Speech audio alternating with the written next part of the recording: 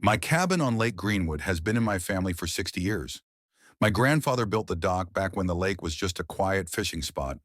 Over the years, the land got divided and sold off, except for my piece, a half acre with the only legal dock access on this side of the water.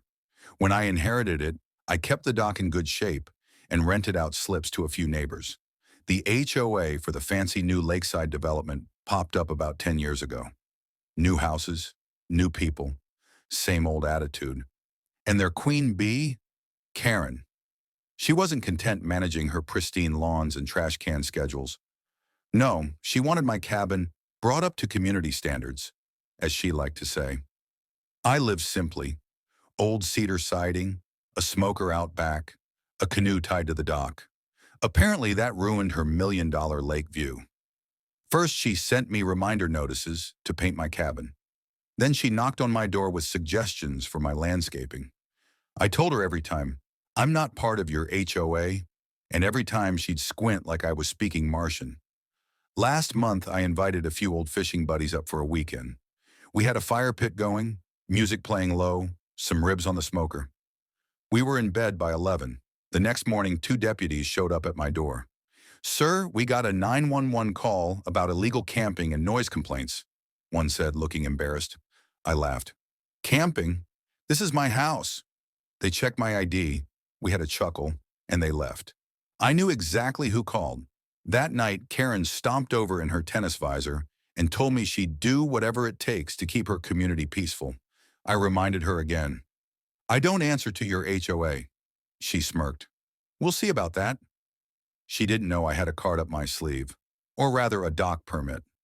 See, all those fancy lakeside homeowners who want to build boat lifts, extend their docks, or even tie up jet skis, they can't do it without my approval.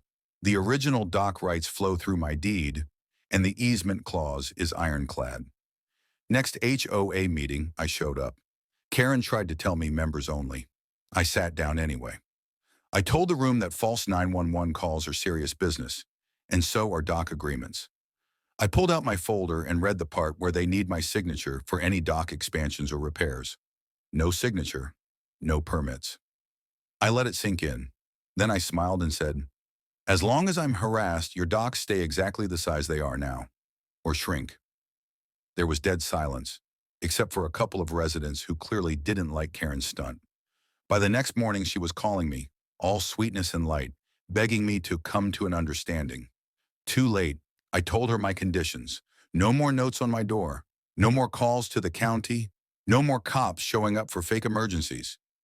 Cross that line again, and the next time they need a permit, I won't sign. And I'll remind the Lake Commission why I have the final say. So now, my cabin's peaceful again. My buddies still come up on weekends, we still run the smoker, and the only music you hear is the frogs and the crickets.